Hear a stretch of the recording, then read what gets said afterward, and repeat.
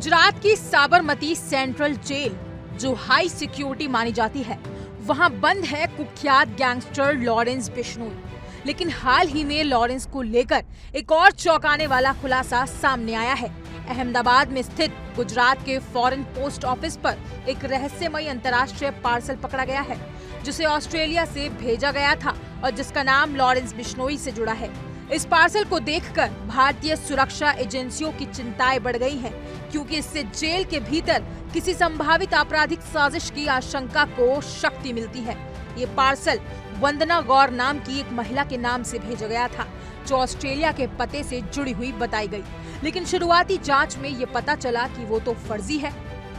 Parcel में सिर्फ दो चीजें थी, एक तौलिया और एक पावरफुल शेवर। ये दोनों चीजें पहली नजर में हर किसी को देखने में आम लग सकती हैं, लेकिन जब इनकी अंतर्राष्ट्रीय डाक सेवा से डिलीवरी और इस पर खर्च किए गए करीब 7,000 रुपए पर गौर किया गया तो मामला संदिग्ध हो गया। एजेंसियों का मानना है कि इतनी कम कीमत के सामान के लिए इतने भारी शुल्क का भुगतान करना केवल एक सामान्य डिलीवरी नहीं हो सकता। इससे ये आशंका और गहरी हो गई कि ये पार्सल वास्तव में किसी टेस्ट रन का हिस्सा थी। यानी ये देखा जा रहा था कि क्या विदेशी स्रोत से भेजा गया कोई पैकेज सीधे जेल के अंदर बिश्नोई तक पहुंच सकता है या नहीं। इस घटना ने भारत की जेल सुरक्षा व्यवस्था को एक बार फिर कटघरे में लाकर खड़ा कर दिया है।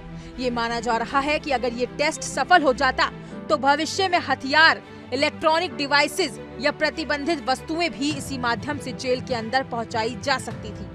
इससे लॉरेंस बिश्नोई जैसे हाई प्रोफाइल अपराधियों को जेल में बैठकर भी अपना आपराधिक नेटवर्क चलाने में मदद मिलती। गौरतलब है कि लॉरेंस बिश्नोई को फिलहाल साबरमती जेल की हाई सिक्योरिटी सेल में रखा गया है। फिर भी रिपोर्ट्स के मुताबिक वो वीपीएन और मोबाइल फोन के माध्यम से अपने गैंग के संपर्क में रहता है और जेल से बाहर अपने नेटवर्क को संचालित करता रहता है। ये पहला मामला नहीं है जब लॉरेंस बिश्नोई या उसके गिरोह के संदिग्ध गतिविधियों की जानकारी सामने आई हो। देश के कई हिस्सों में इससे पहले भी इसी तरह की संदिग्ध पार्सल डिलीवरी की घटनाएं सामने आ चुकी हैं। इन सभी मामलों में बिश्नोई गैंग के जुड़ाव की आशंका जताई गई थी। इन घटनाओं से ये साफ है कि लॉरेंस बिश्नोई का आपराधिक नेटवर्क न सिर्फ एक्टिव है, बल्कि वह आधुनिक तकनीकों और अंतर्राष्ट्रीय माध्यमों का उपयोग करते हुए जेल के बाहर भी अपनी पकड़ बनाए हुए है। इसी बीच राजस्थान पुलिस की एंटी गैंगस्टर टास्क फोर्स को एक बड़ी सफलता मिली है। एजेंसी ने दुबई से लॉरेंस गैंग के एक अहम सदस्य आदित्य जैन को गिरफ्तार किया। आदित्य जैन पर आरोप है कि वो गैंग का कंट्रोल रूम ऑपरेट कर रहा था और वही रंगदारी वो धमकी भरे कॉल्स का नेटवर्क संभालता था। ये गिरफ्तारी साफ तौर पर दिखाती है कि बिश्नोई गैंग की पहुंच अंतर्राष्ट्रीय स्तर तक फैली हुई है और उसका संचालन सिर्फ भारत तक सीमित नहीं है। बता दें कि लॉरेंस बिश्नोई का नाम पहले भी कई हाई प्रोफाइल मामलों में सामने आ चुका है। इनमें सबसे चर्चित केस है पंजाबी सिंगर सिद्धू मूसेवाला की हत्या, जिसमें बिश्नोई का नाम मुख्य साजिशकर्ताओं में शामिल है। इसके अलावा वो बॉलीवुड अभिनेता सलमान खान को धमकी देने, दक्षिण दिल्ली में एक जिम मालिक की हत्या और हाल ही में हुए एनसीपी नेता बाबा सिद्दीकी की हत्या जैसी वारदातों में भी संदिग्ध है। इन सभी मामलों में उसकी भूमिका और नेटवर्क की जांच लगातार चल रही है। इस पूरे घटनाक्रम से ये साफ हो गया है कि भारत की जेलें अब केवल अपराधियों को बंद रखने की जगह नहीं रही, बल्कि ये साइबर आधारित अपराध संचालन के केंद्र बनती जा रही है। अगर सुरक्षा एजेंसियों द्वारा इस तरह की डिलीवरी समय रहते न पकड़ी जाती तो नतीजे बेहद गंभीर हो सकते थे।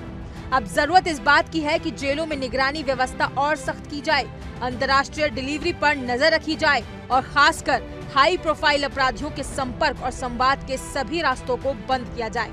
आखिरकार ये सवाल उठता है कि अगर एक तौलिया और शेवर जैसे आम वस्तुएं के जरिए भी सुरक्षा व्यवस्था की परीक्षा ली जा रही है, तो क्या हम तैयार हैं ऐसे अपराधियों की चालों को समय रहते पहचानने और रोकने के लिए? इस घटना ने सुरक्षा एजेंसियों को एक गंभीर चेतावनी दी है। सतर्क रहें, क्योंकि अपराध अब सिर्फ बंद दरवाजों के पीछे नहीं हो रहा, वह वैश्विक स्तर पर नई रणनीतियों के साथ आगे बढ़ रहा है। फिलहाल इसमें इतना ही। इस खबर पर अपनी राय कमेंट सेक्शन में जरूर बताएं और ऐसी ही तमाम बड़ी अपडेट्स के लिए इंडिया डेली को सब्सक्राइब करना ना भूलें।